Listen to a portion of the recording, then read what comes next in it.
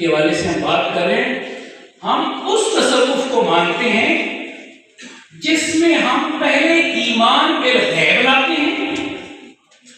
اس ذات پر وہ ایمان لاتے ہیں جس ذات کا تعارف ہمیں ارسطو نے نہیں کروایا، ہمیں کسی ہندو صوفی نے نہیں کروایا، ہمیں کسی فلاطی روس یہودی صوفی نے نہیں کروایا، ہمیں اس ذات کا تعارف محمد رسول اللہ صلی اللہ علیہ وسلم نے کروایا۔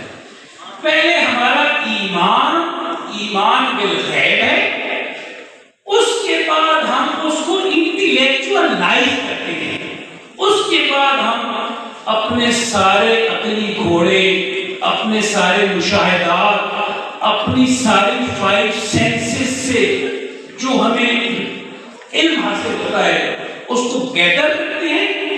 اور وہ معامل ہوتا ہے، نتیجہ وہی ہے جو پہلے سے ہمیں بتا دیا گیا ہے اور رسول اللہ صلی اللہ علیہ وسلم نے ہمیں بتا دیا ہے۔ چونکہ جب آپ خود یہ سفر شروع کرتے ہیں تو تھوڑا بہت ہم نے بھی کر کے دیکھا، زیادہ مسئلے ہیں اور یہ بہت بڑے مسئلے پیدا ہو جاتے ہیں۔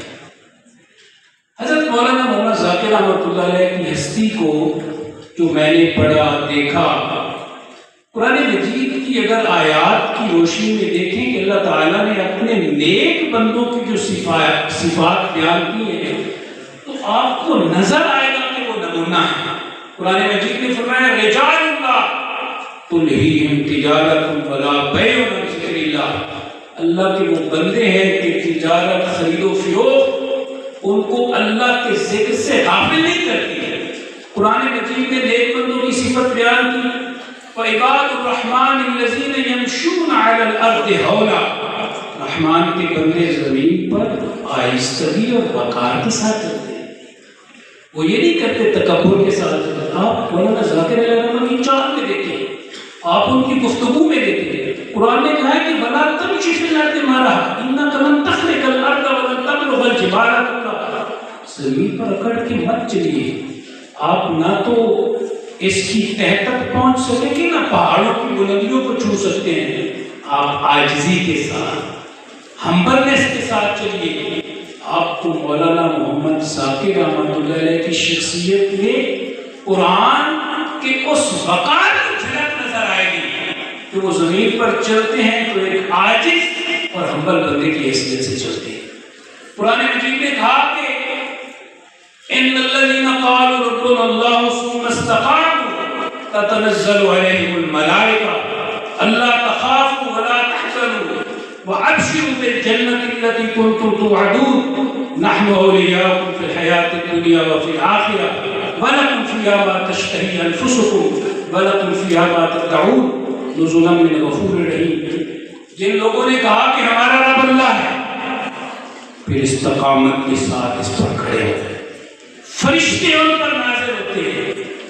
ہمارے یہاں مشہور ہے کہ کسی نے کسی فرشتہ کو دیکھنا تو مولانا صاحب کے ساتھ ہوتے ہیں، ان پر نہ کوئی خوف ہوتا ہے نہ کوئی غم ہوتا ہے، اور فرشتوں کا استقبال کرتے ہیں۔ فرشتے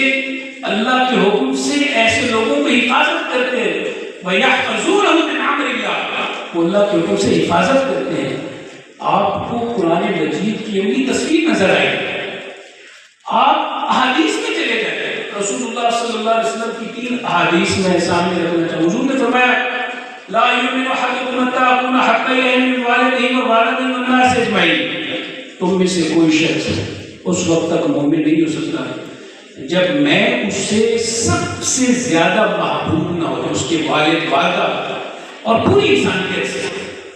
اور لا یؤمن احدکم حتی یکون حواہ تم میں سے اس وقت تک بھی کوئی مومن نہیں ہو سکتا جب تک میرا لایا ہوا دین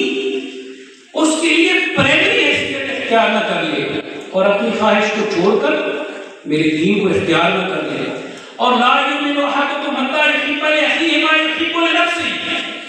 تم میں سے اس وقت تک بھی کوئی مومن نہیں ہو سکتا جب تک اپنے بھائی کے لیے وہی پسند نہ کرے جو وہ اپنے لیے پسند کرتا ہے۔